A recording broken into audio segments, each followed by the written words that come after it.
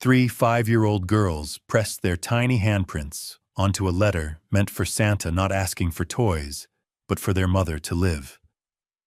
A billionaire read it by accident and uncovered a truth that could destroy his legacy, his company, and everything he believed about doing the right thing. Winter arrived early in Hollow Pine Bay, the kind of winter that didn't shout but lingered. Snow pressed gently against windows. Wind whispered through the harbor like it knew secrets it wouldn't repeat. Inside a small apartment above a closed flower shop, warmth existed in careful pieces. A single lamp, a kettle humming softly, a blanket folded with intention. Serena Wynn, 29, knelt by the door, fastening 3 identical jackets. She moved slowly, deliberately, like someone who had learned that calm was a form of protection. Behind her, 3 5-year-old girls sat at a low table. Lark Wynn, the eldest by minutes, held a crayon tightly tongue pressed to her lip as she drew a small house with 1 glowing window.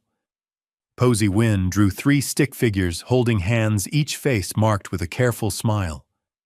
Rue Wynn, impatient with precision, drew a large cloud with a red cross over it, then added a bright yellow sun bursting through. Serena turned, watching them quietly. "What are you making?" she asked. "A letter," Rue said proudly. "For Santa," Posy added. Lark looked up, serious. "Not for toys." Serena's chest tightened, but her voice stayed steady. "Santa usually brings fun things." Lark shook her head. "We don't need fun." Silence settled, heavy but not frightening. Serena sat with them, guiding small hands as they traced a single sentence in uneven pencil lines. "Please help Mom get better." The girls dipped their palms in paint. One by one, they pressed their hands onto the paper, 3 small prints, imperfect and real. Serena stared at the page. She didn't cry. She folded it carefully instead, like it was something alive. Outside, holiday lights flickered in the square. Somewhere below, a bright red mailbox waited. And none of them knew yet, this quiet moment was the beginning of everything. Morning came, wrapped in pale light and fresh snow. Hollow Pine Bay felt hushed, as if the town itself was holding its breath. Serena walked with the girls toward the town square, each small, mittened hand wrapped tightly in hers. The girls didn't run. They walked carefully, as if the envelope Serena carried might shatter if they moved too fast. The holiday mailbox stood near the fountain, oversized painted red, trimmed with silver ribbon. A sign above it read, "Letters to Santa, sponsored by the town council." Rue bounced on her toes. "That's him," she whispered loudly. Posy squinted. "Do letters know where to go?" Lark studied the slot. "Someone opens it," she said. "That's enough." Serena knelt to their level. Her voice was calm, clear. "Listen to me. No matter what happens, you 3 are safe. Always." They nodded, trusting without question. Together they stepped forward. Serena held the envelope while the girls placed their hands over hers, 3 sets of fingers pushing as one. The letter slid inside. A soft metal thud echoed from within the box, louder than expected. Rue gasped. "It went," Posy smiled, relieved. Lark exhaled, slow and careful. Serena rested her palm against the cold mailbox for just a second longer than necessary. Not praying. Just hoping. They turned back toward home, leaving the square behind. Snow began to fall again, light, quiet, harmless. Behind them, the mailbox stood unchanged. But the letter inside had already started its journey. Far beyond the harbor, far beyond the town, toward someone who didn't believe in miracles anymore and was about to be proven wrong. New York rose in sharp lines of glass and steel, glowing with ambition, even before the sun finished climbing. At the top of it all stood Declan Ashford, 49, motionless before a wall of windows. Below him, traffic moved like blood through veins, fast, relentless, obedient. Declan adjusted his cufflinks. He looked flawless, untouchable. His chief of staff, Sage Linwood, entered quietly. The Santa Letters event starts in 10 minutes. Press is set. Declan sighed. Another performance. The conference room smelled of polished wood and expensive coffee.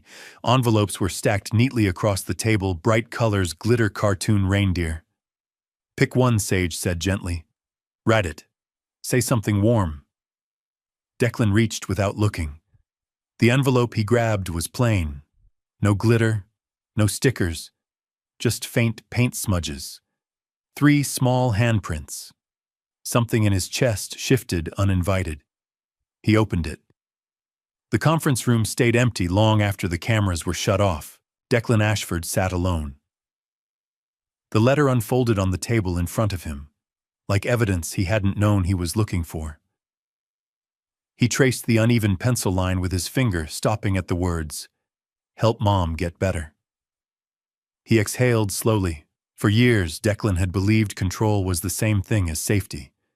Control of numbers, control of narratives, control of timing. But this small piece of paper with 3 painted handprints had slipped past all of it.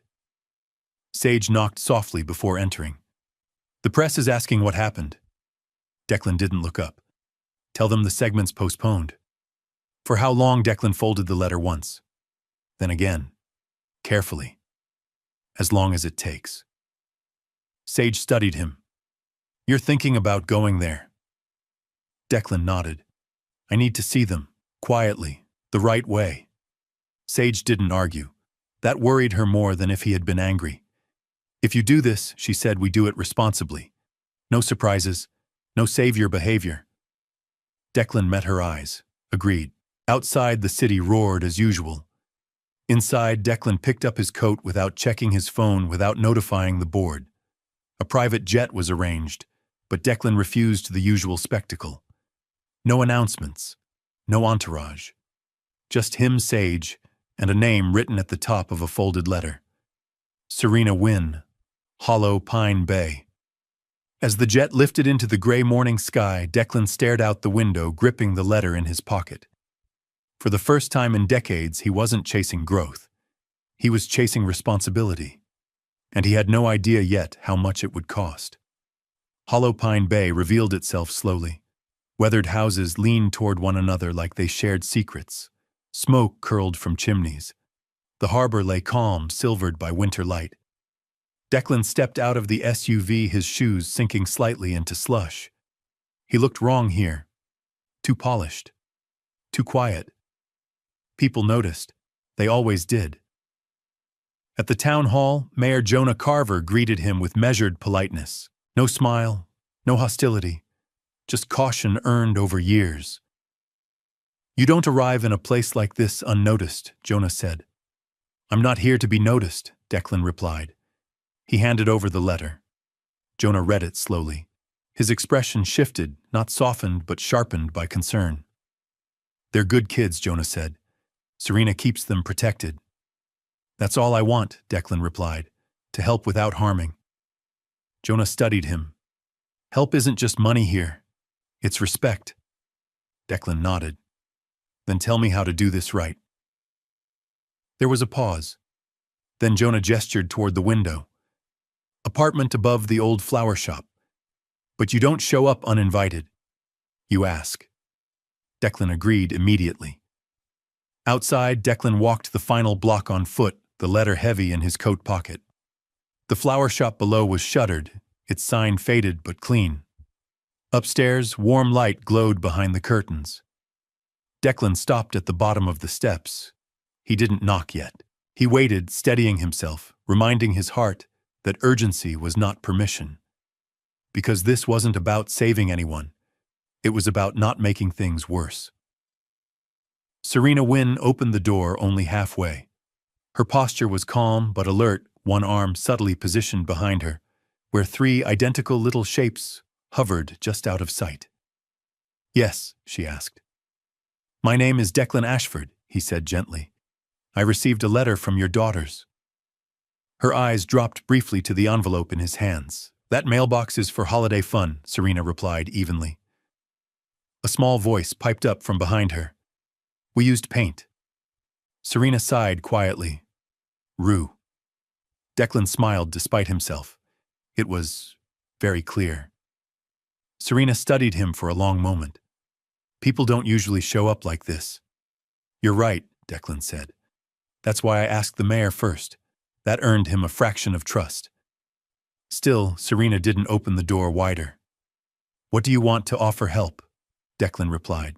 With your permission. Quietly. Legally. No expectations. Behind her, Lark peeked out, eyes serious. Posey clutched a piece of paper to her chest. Rue whispered loudly, He's tall. Declan crouched slightly, lowering himself to their level without crossing the threshold. Hi, he said. I'm not here to stay. Just to listen. Serena exhaled, once controlled. 10 minutes, she said. Tea. Then you leave. Declan nodded. Yes, ma'am. Inside the apartment was modest but warm. The girls sat close together on the couch, watching him like they were deciding something important. Declan didn't speak much. He listened. When the kettle clicked off, Serena poured tea and set firm rules. No gifts for the girls, no promises, no cameras. Declan agreed to everyone. When 10 minutes passed, he stood without being asked. At the door, Lark spoke softly. You read our letter. Declan nodded. I did. Rue smiled. Okay. The door closed, but the silence that followed wasn't empty. It was full of questions.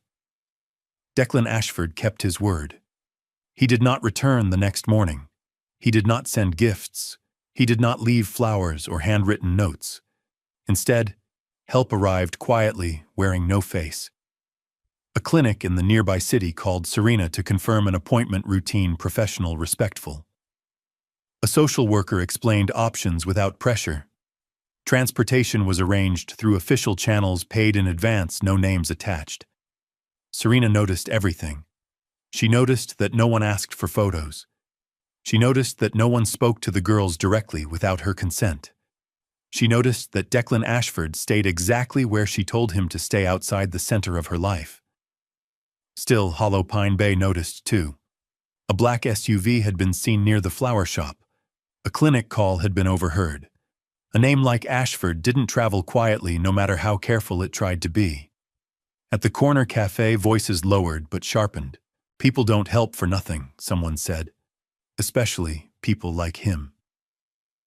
Mayor Jonah Carver heard the whispers and said nothing yet. He had learned that rushing trust only broke it faster. That afternoon, Serena sat at the table with her daughters while they drew. Posey sketched a bridge again, this time with tiny dots walking across it. Rue drew the same tall stick figure, but smaller now, standing far away. Lark didn't draw at all. She watched Serena's face. Mom, she said carefully. Are we in trouble? Serena knelt in front of them immediately. Her voice was calm, firm, unshaken. No, you did nothing wrong. You were honest? Rue tilted her head. Honest is good. Yes, Serena said. Honest is always good. But later, alone by the window, Serena stared at the harbor lights and felt the weight of being seen. Help had arrived, and with it came attention. She wondered, not for the first time, whether silence had been safer. Declan was reviewing clinic paperwork when Sage's name lit up his phone. This isn't staying quiet, she said without greeting. The board noticed your absence. They're concerned? Declan leaned back in his chair, eyes closed. Concerned for who? Sage paused. The company. The image. Declan thought of 3 5-year-old girls sitting shoulder to shoulder on a couch, watching him decide whether to speak or stay silent. Tell them I'll address it soon, he said. They want you back in New York, Sage continued. Now, before this turns into a narrative. Declan opened his eyes. It already is. Sage lowered her voice. Declan, if you keep choosing this town over the boardroom, they'll see it as instability. He smiled once, humorless. Maybe it is, but it's honest. That evening, Declan attended a small-town meeting, not announced, not spotlighted. He sat in the back, hands folded, listening. Someone asked the question that hung in the air like frost. Is he trying to buy his way in? Before anyone else could answer, Declan stood. "No," he said calmly. "And if it ever feels that way, I'll leave." The room stilled. "I'm supporting systems," he continued. "Doctors, transportation, paperwork, not people's emotions, not children. Those aren't for sale." No applause followed, but the tension shifted from suspicion to evaluation. Outside, snow fell lightly. Across town, Serena tucked the girls into bed. Rue whispered, "Do you think he sleeps?" Serena smiled faintly. "Yes. Probably not enough." Lark stared at the ceiling. "If he leaves, will the help leave too?" Serena answered honestly, gently. "No. That's why I made it that way." Down the road, the Declan sat alone in his rental phone, buzzing with messages he didn't answer. For the first time, losing control didn't feel like failure. It felt like choosing correctly. Declan dropped off groceries the next day, left neatly by the door as agreed. He didn't knock, but the curtain moved. Rue's face appeared first, pressed against the glass. "Mom, he's there," but far Serena opened the door just enough to speak. "You didn't have to do this today," she said. "I know," Declan replied. "Tomorrow would have been fine too." The girls gathered behind her. Lark studied him for a long moment.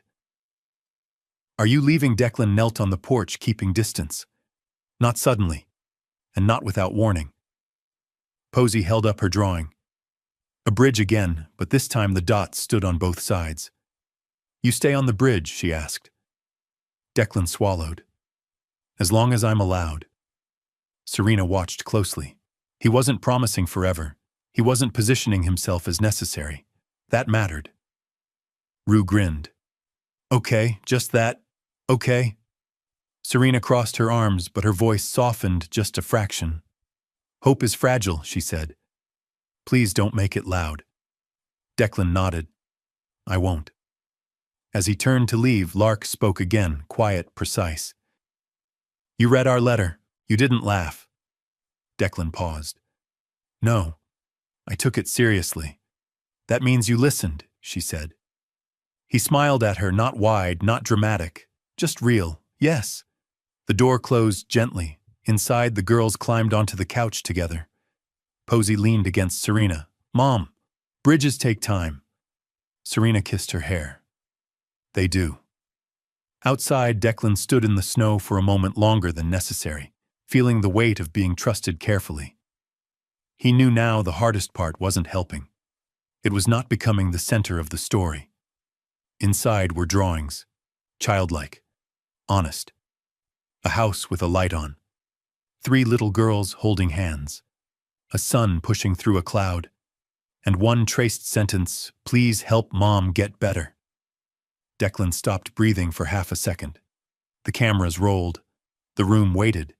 Memories surfaced without permission, a cold apartment years ago. A mother who smiled too often. Bills stacked beside medicine bottles. "Cut," Declan said suddenly. Sage froze. "Declan, everyone out," he said, quieter now. The door closed. Alone, Declan sat down and read the letter again, slowly. 3 handprints stared back at him.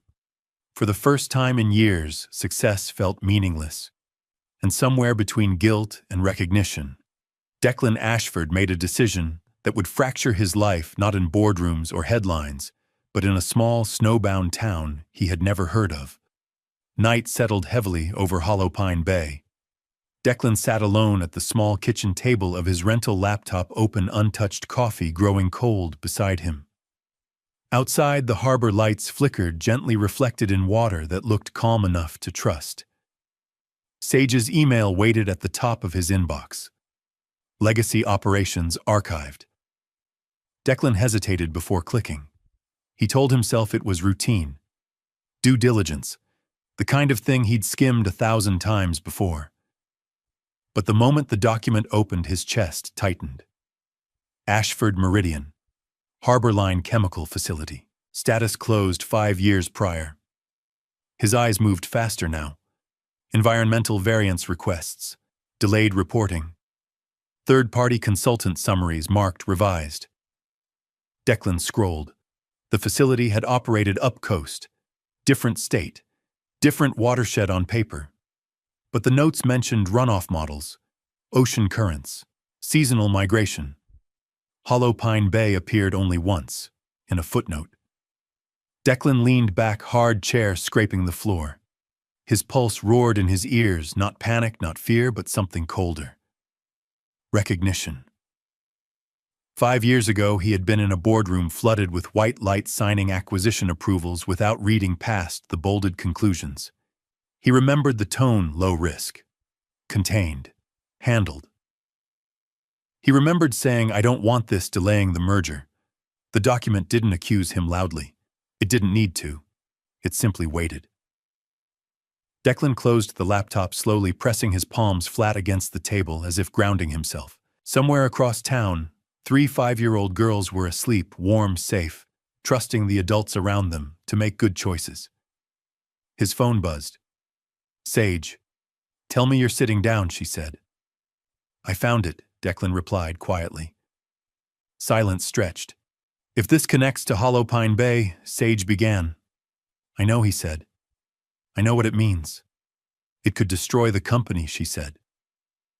Declan stared at the dark screen of the laptop, at his own reflection staring back, older than he remembered.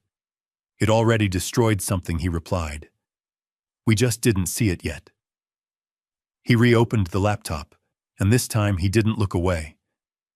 Declan did not go to Serena first. That mattered. Instead, he requested a private meeting with Mayor Jonah Carver at the town hall. No press. No audience. Just 2 men and a file that weighed more than it looked. Jonah read in silence. The room felt smaller with every page. When he finished, Jonah set the papers down carefully. "You're telling me your company may have contributed to long-term environmental exposure in this area?" "Yes," Declan said. "And I approved the acquisition that buried the warning signs." Jonah studied him. "Did you know at the time?" Declan shook his head. "I knew there were risks. I chose speed over certainty." Jonah leaned back, jaw tight. "That choice has consequences here." "I understand," Declan replied. "That's why I'm asking you, not the press, what comes next." Jonah's voice was firm. "What comes next is transparency, testing, independent oversight, and you don't control any of it." Declan nodded immediately. "Agreed." And Serena, Jonah added. Declan exhaled slowly. "I will tell her. With facts, with professionals present, without pressure." Jonah watched him closely. "You don't get to manage her reaction." "I know," Declan said. "I only get to tell the truth." That afternoon, Serena sat across from Declan in the town hall meeting room. Sage was present, a medical liaison joined by video. Everything calm. Everything documented. Declan spoke plainly. He explained the legacy facility, the suppressed reports, the possibility, not certainty, of environmental impact, the steps already initiated, independent testing, health screenings, funding without control. Serena listened without interruption. Her face did not change. When he finished, she didn't raise her voice. "You came into my home," she said evenly, "as someone helping my children." "Yes," Declan said. "And now you're telling me," she continued, "that your past decisions might be part of why help was ever needed." Declan met her eyes. "Yes." Silence filled the room. From the hallway came a child's laugh, someone else's, life continuing. Serena stood slowly. "My daughters are not your redemption." Declan nodded. "They never were." Her voice trembled just once. "I need distance." "You have it," he replied immediately. Serena gathered her coat, her posture straight, proud. At the door, she turned back. "If you lie again," she said, "we're done." Declan didn't hesitate. "Then I won't." And for the first time since arriving, he walked out knowing he might never be welcome again. That night, Serena sat between her daughters on the couch, all 3 pressed close. The apartment was warm, the lights worked, everything looked normal, but Serena's thoughts were loud. Lark noticed first. "Mom, you're quiet." Serena smiled gently. I'm thinking. Rue hugged a pillow. Thinking is okay. Yes, Serena said. Thinking keeps us safe. Posey tilted her head. Is the bridge broken? Serena closed her eyes briefly, then opened them. Number. The bridge is being checked. That was all they needed. Across town, Declan stood before a bank of cameras for the first time since the letter. His statement was brief, controlled, honest. He announced an independent investigation, environmental testing, a compensation framework managed by third parties. He stated clearly, I will step away from any executive role during this process. Gasps rippled through the room. This is not redemption, Declan said. This is accountability. The story exploded. But in Hollow Pine Bay, Mayor Jonah enforced boundaries. No reporters near Serena's home. No children on camera. No speculation tolerated. Serena watched the coverage once, then turned it off. Days passed. Testing teams arrived. Clinics scheduled screenings. Paperwork moved. Declan stayed present but distant. He did not knock. He did not call. He did the work where it could be seen without demanding to be noticed. One evening, Serena saw him across the square speaking quietly with a volunteer sleeves rolled up. Rue tugged her hand. He's still here. Yes, Serena said. He is. Lark thought carefully. Staying is harder. Serena kissed her hair. Yes, it is. The town did not forgive. It did not celebrate. But something shifted. The silence stopped being heavy and became watchful, which Serena realized was the first step toward healing. Hollow Pine Bay did not explode with outrage. That surprised the media more than anything. There were no crowds at Serena Wynn's door, no shouting, no signs. What followed instead was something heavier memory. People remembered headaches that lingered too long. Coughs that came back every winter. The way the water sometimes smelled wrong years ago, only for explanations to arrive later neat and dismissive. The testing teams moved through town calmly, professionally. Vials were labeled, samples logged, clipboards filled. Scientists spoke in measured tones, careful not to promise certainty before data. Declan Ashford stayed visible, but never central. He wore the same simple coat every day. He listened more than he spoke. When residents approached him, he didn't defend himself. He answered questions with specifics, or said, I don't know yet, but I will. That mattered. At the cafe, conversations softened from accusation into debate. Not friendly, not forgiving, but no longer sharp enough to wound. He's still here, someone said. So is the damage, another replied. Both statements lived side by side. Serena noticed the change in small ways. A neighbor brought soup, not charity, just habit. The pharmacist asked how she was feeling, not why she was involved. The girls returned to preschool without whispers following them. Inside the classroom, Lark stacked blocks, carefully building something taller than before. Posy-colored rivers, and labeled them clean. Rue announced to everyone that her mom was very strong, which embarrassed Serena and delighted the teacher. At night, Serena sat alone after the girls slept, watching the harbor lights blink steadily. She still didn't trust Declan, but she trusted the process now. One evening, Mayor Jonah knocked, respectfully expected. The preliminary results are mixed, he said. Some indicators suggest historical exposure. Nothing conclusive yet. Serena nodded, and the response cleanup planning has started regardless, Jonah replied. Declan pushed for that before conclusions. Serena absorbed this quietly. Good. Jonah hesitated. He hasn't asked to see you. That's also good, she said. Across town, Declan sat at a folding table reviewing timelines with engineers. He initialed documents that committed funds without control. He signed agreements that limited his influence. Sage watched him carefully. You know this might never lead to forgiveness. Declan didn't look up. I know. Then why keep going like this? He paused, thinking of 3 small handprints, of a bridge drawn in crayon, of a mother who refused to be rescued. because stopping would make it about me again, he said. Outside, the tide moved steadily. The town didn't forget, but it began to continue. The board vote came on a Tuesday. Sage delivered the news without ceremony.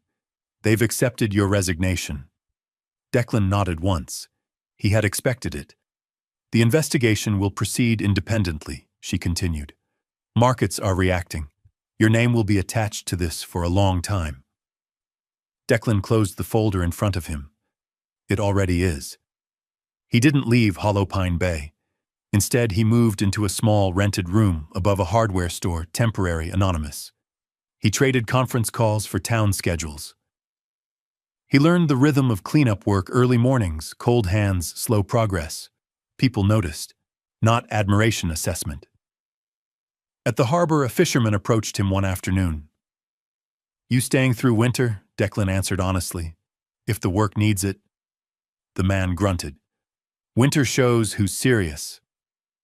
At home, Serena began to feel the strain lift, not all at once, but in increments. Her treatment stabilized, not cured, but manageable. Words like consistent and responsive entered the doctor's vocabulary. The girl sensed it before Serena said anything. Rue hugged her tightly one morning. You smell like not hospital. Serena laughed, real surprised laughter. Lark asked, careful as always, does that mean we can plan things? Yes, Serena said. Small plans. Posey drew a calendar and colored the days blue. Meanwhile, the town council held a public session not about blame, but about continuation. Cleanup oversight. Long-term monitoring. Community involvement. Declan attended but didn't speak unless asked. When a resident said, you don't get to decide when this is over, Declan replied, I agree. That night, Serena saw him again across the square, stringing lights for the winter festival with volunteers. No cameras, no announcement. Rue spotted him first. He's doing helper stuff. Lark watched closely. He didn't wave. That's because he's working, Serena said. And then she realized something unsettling. She wasn't watching to catch him fail anymore. She was watching to see if he stayed. Later, Serena and Declan crossed paths near the community center. No tension, no closeness. I see the progress, Serena said, and I see the limits. Declan nodded. Both are fair. If you ever use my daughters as proof of your change, I won't, he said immediately. Serena studied him. Good. As they parted, Serena felt something shift. Not forgiveness, not trust, but room. Room for effort. Room for time. Room for healing that didn't demand applause. The idea came from Posey. She was sitting at the table, tongue peeking out as she drew another bridge, this one wider with more dots crossing slowly. We should write again, she said. Serena looked up. To who? Posey shrugged. Not Santa. Rue clapped. To everyone, Lark considered this seriously. We don't ask. We tell. Serena sat with them listening. This time the letter wasn't about need. It was about truth. Serena helped them choose simple words. Honest ones. Please keep our water clean. Please stay kind. 3 handprints again. No paint this time, just pencil outlines because they wanted to do it grown up. They gave it to Mayor Jonah, who read it twice before pinning it on the community board. People stopped to look. No one laughed. Declan saw it that afternoon. He stood there longer than necessary reading the uneven letters. Sage joined him quietly. They didn't ask you for anything. Declan nodded. That's the point. The winter festival arrived without spectacle. Lights glowed softly, music played. Children ran in circles, breath fogging the air. Serena stood with the girls near the tree. Declan stayed back. When the lights turned on, Rue gasped. Posey smiled. Lark closed her eyes briefly like she was storing the moment. Later, Serena approached Declan not out of obligation, but choice. I don't forgive you, she said calmly. I know, he replied. But I see the work, she continued, and I see how you stayed in your place. Declan met her eyes. Thank you for saying that. Serena handed him a cup of hot chocolate. "Don't read into it." He smiled faintly. "I won't." The girls joined them. Rue warned him it's hot. Posey added, "Drink slow." Lark looked up at him, thoughtful. "You're still here?" Declan nodded. Yes, that was all. No speeches, no promises, just presence. As snow began to fall again, lighter this time, Hollow Pine Bay didn't cheer louder. It breathed steadier, and Serena realized something quietly profound. Healing didn't come from forgetting. It came from choosing every day to do less harm than the day before. Spring didn't arrive with celebration in Hollow Pine Bay. It arrived the way healing did here, quietly, cautiously, in small signs you could miss if you blinked. A little less ice along the pier, a little more daylight in the afternoons, a little more movement in the town that had spent a year holding its breath. Declan Ashford still woke before dawn, not because he wanted to prove something, but because the work started early. Trucks rolled in while most homes were dark. Clipboards moved from hand to hand. Samples were taken. Barriers were adjusted. Meetings happened in folding chairs inside the community center where coffee came in paper cups and nobody cared what your stock price used to be. Declan sat among them without special status. He wasn't Mr. Ashford here. Not really. He was just Declan, the man who signed the checks and didn't argue when the town demanded receipts. That morning, Mayor Jonah Carver called an emergency session. Not panic, not chaos, just urgency with paperwork. Serena arrived first, coat-buttoned hair, pulled back posture straight. She carried herself like a woman who refused to let uncertainty bend her. 3 little girls followed in step. Lark held Serena's hand tightly, quiet and steady. Posey carried a folder of drawings because she'd decided drawings were how she spoke to the world. Rue wore a bright scarf and announced to no one in particular, "We're doing town business." Serena knelt, adjusted Rue's scarf, and said calmly, inside voice. Declan watched them enter and felt something twist in his chest, not longing, not ownership, something cleaner, respect. The environmental team had their preliminary conclusions. Not a dramatic courtroom reveal, not a villain speech, just a scientist in a plain jacket pointing at charts. "We have enough evidence to confirm historical contamination patterns, consistent with the legacy facility's byproducts," she said. "And we have enough data to move forward with a full remediation plan." The words hit the room like a weight. People didn't yell. They didn't explode. They sat very still because the truth had been living with them for years. This just gave it a name. Serena didn't look at Declan.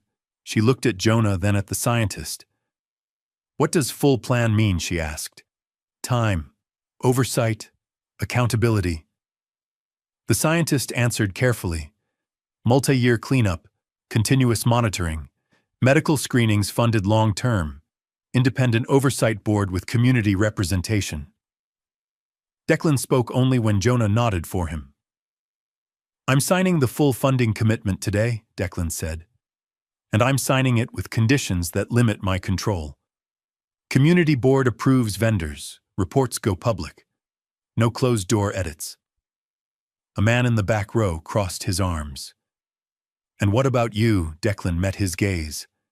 "I will cooperate with any legal process that follows. I won't hide behind lawyers.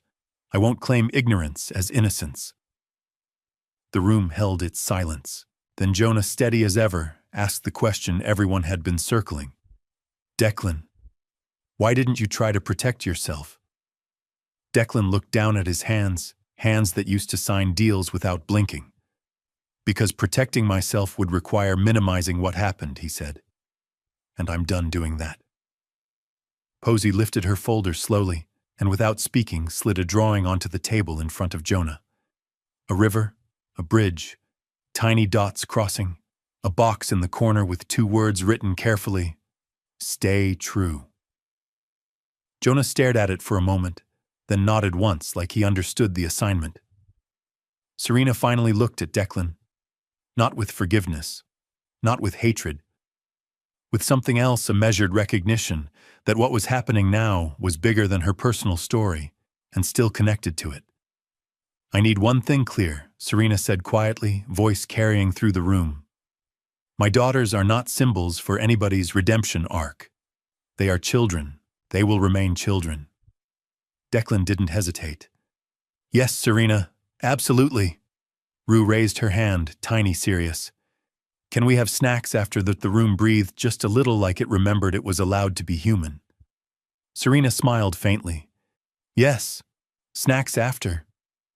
Outside the harbor wind moved soft instead of sharp, and for the first time the town's grief began to feel like something that could be held without spilling onto the children.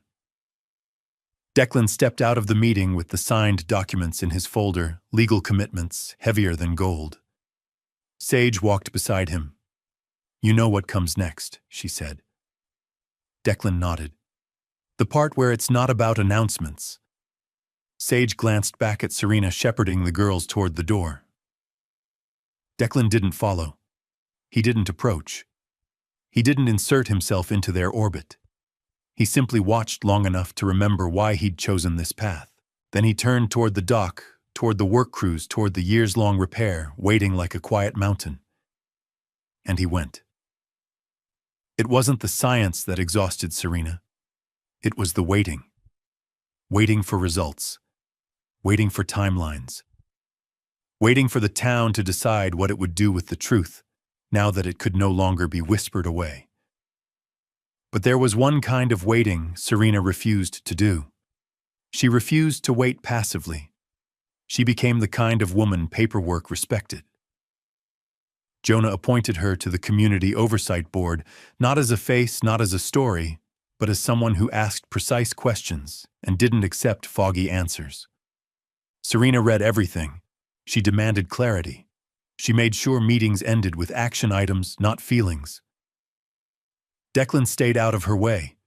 He showed up early, left late, spoke only when asked, and always kept his distance from the girls, unless Serena invited interaction.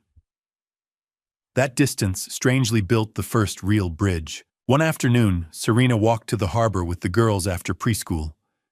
The sun was bright, but gentle, reflecting off the water like it was trying to be forgiven. Lark walked carefully, watching where she stepped. Posy held Serena's sleeve, warm and quiet. Rue hopped over cracks and declared them tiny oceans. Declan was there speaking with an engineer. He wore gloves. His hair was wind-tousled. He looked less like a billionaire and more like a man learning how to be accountable in public without demanding applause. Rue spotted him first and shouted. Helper Serena touched Rue's shoulder immediately. Inside voice, sweetheart. Rue lowered her volume, but not her enthusiasm. Helper is here. Declan turned and did not approach. He simply lifted a hand in greeting, one small gesture, then went back to listening to the engineer, giving Serena space to decide what contact looked like. Serena respected that more than any apology. She walked closer, stopping at a polite distance. Any updates, she asked, professional. Declan nodded. Contractors start the next phase Monday. Monitoring stations will be installed on the East Inlet. You'll have the full report tonight. Serena's brow lifted. You're ahead of schedule. Declan's mouth tightened slightly. I'm trying not to waste time. Lark looked up at Serena. Mom, can I ask him a question? Serena knelt immediately, checking Lark's face. Yes, if you want. And if he answers kindly? Declan softened his expression, staying right where he was. Go ahead. Lark took one small step forward. Do you think grown-ups can fix things even when they're embarrassed? The question landed quietly. Declan didn't perform. He didn't dramatize. He nodded once. I think grown-ups can choose to fix things when they finally stop protecting their pride. Posy opened her folder and held up a drawing. It showed 3 girls on one side of a bridge, a town on the other, and a stick figure standing on the bridge holding a sign that said, No shortcuts. Declan stared at it like it was a contract he wanted to sign with his soul. That's accurate, he said softly. Rue frowned. What's shortcuts? Serena smiled. It means doing the right thing the slow way so it lasts. Rue thought about this, then nodded like she'd invented it. Slow lasts. Serena's smile faded as quickly as it came, replaced by something steady and serious. "Declan," she said, lowering her voice, "I need to say something, and I need you to hear it without defending yourself." Declan nodded. "Okay. My daughters are starting to understand that you're part of our daily world now," Serena said carefully. "And that can be confusing for children. So we keep it simple. You are not family. You are a helper the town can see. And if that changes, it changes slowly with their well-being first." Declan didn't flinch. Yes, Serena watched him closely, looking for the hidden cost, the ego, the angle. It wasn't there. He asked only one question. "What do you need from me to keep it safe for them?" Serena exhaled just a little. Consistency, distance. No emotional promises, no "I'll always be here" lines. No special gifts, no surprise visits. Declan nodded. "Done." Rue interrupted with the most important concern a 5-year-old could hold. "Can he come to the tree lights again?" Serena looked at Declan, then at the girls. "The tree lights are public," she said. "If he's there, he's there. But we don't plan our hearts around it." Lark repeated it like a vow. "Don't plan hearts." Posey nodded solemnly. Rue didn't understand, but she accepted it. Declan watched Serena guide them away, and the ache in his chest returned, quiet, disciplined, appropriate. He wasn't owed closeness. He wasn't owed forgiveness. He was owed only the next right action, and for the first time in his life, that felt like enough to build on. Summer came to Hollow Pine Bay like a cautious guest. It warmed the docks. It softened the air.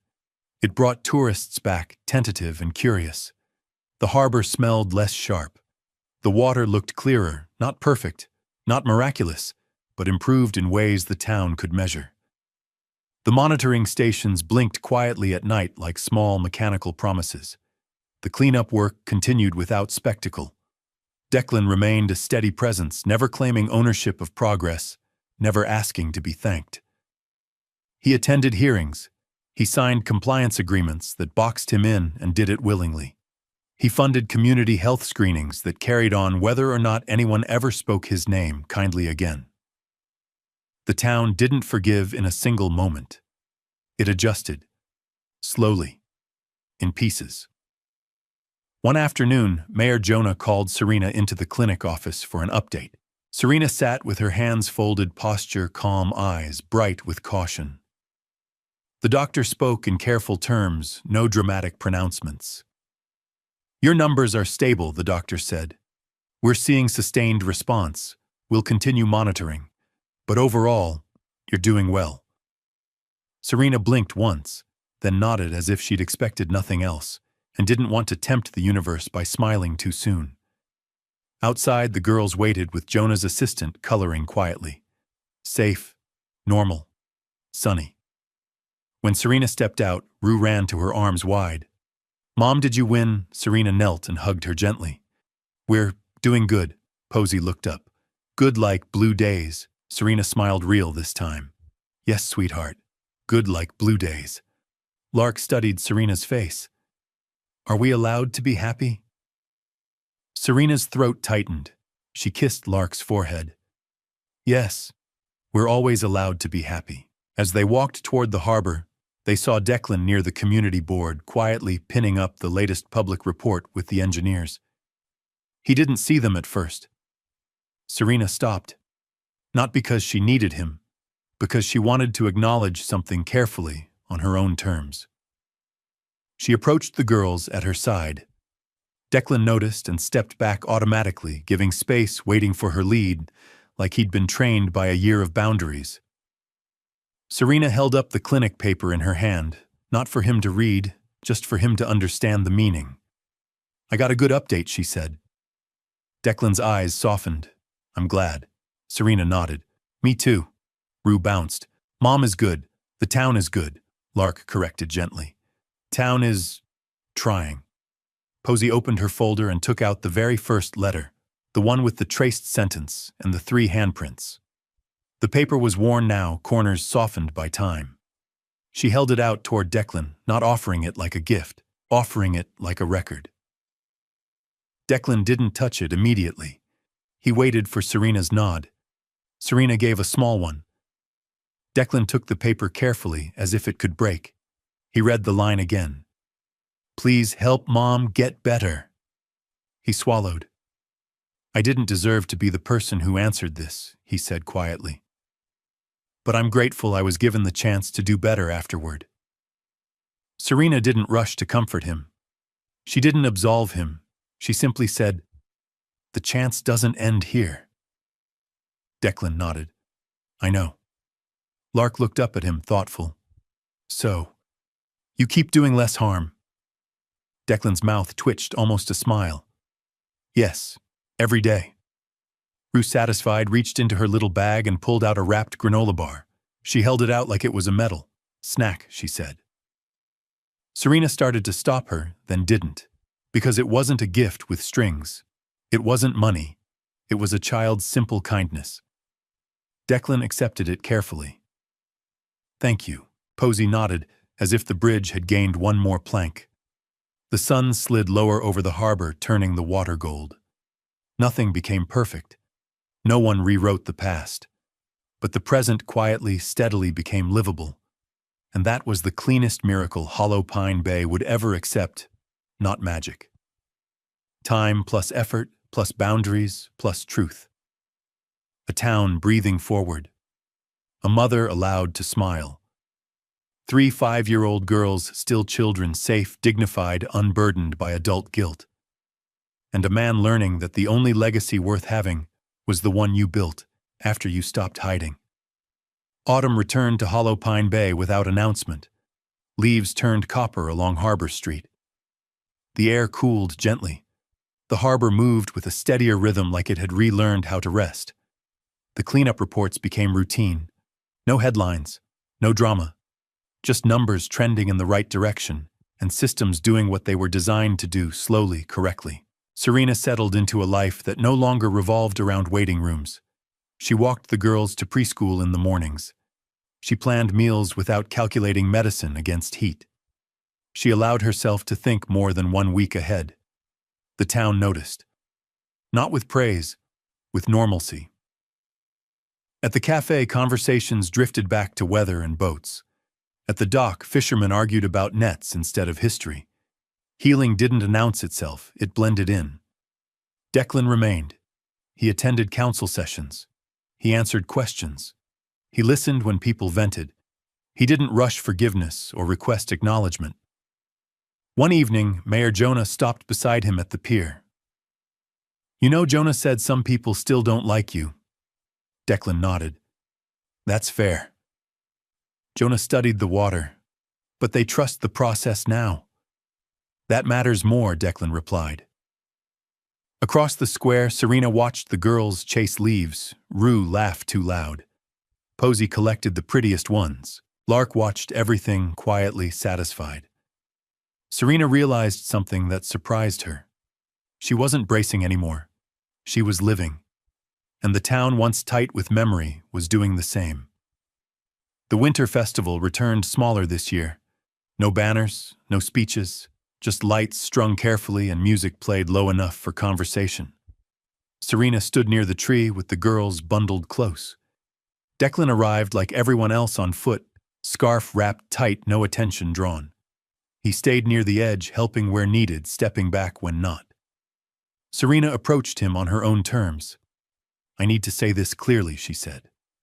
Declan nodded. "I'm listening. I don't forgive you," Serena continued, "and I might never." Declan didn't flinch. "I understand." But she added, "I accept the work you've done, and I accept that you stayed when leaving would have been easier." Declan exhaled slowly. "Thank you for saying that." Serena's voice softened but stayed firm. "That's not permission to get closer. It's just honesty." "Honesty is enough," he said. Rue ran over holding a paper cup. Mom Coco. Serena smiled. "Careful, it's hot." Rue turned to Declan. "You don't drop it." He smiled. "I won't." They stood in shared quiet as the lights flicked on. not a celebration of forgiveness, a celebration of continuing. At home that night, Serena opened the small memory box. Inside were drawings, clinic papers, and the first letter creased, worn but intact. The girls sat close. Lark traced the words with her finger. We asked for help. Posey nodded. Someone listened. Rue added, and then everyone had to be good. Serena smiled gently. Everyone had to try. Outside the harbor, wind moved softly, no longer clawing at the walls. Declan walked past the square at a respectful distance, clipboard tucked under his arm for tomorrow's meeting. He didn't look toward Serena's window. He didn't need to. The town no longer felt fragile. It felt awake. Serena closed the box and hugged the girls close. They were still 5, still innocent, still protected. And the story quietly ended where it should have always lived, not in miracles, not in blame, but in the choice repeated every day to do less harm and a little more good, without asking to be applauded. Did this story leave a lasting impression on you? We'd love to hear your thoughts. Leave a comment, rate it from 1 to 10, and tap the end screen to see another heartwarming story waiting for you.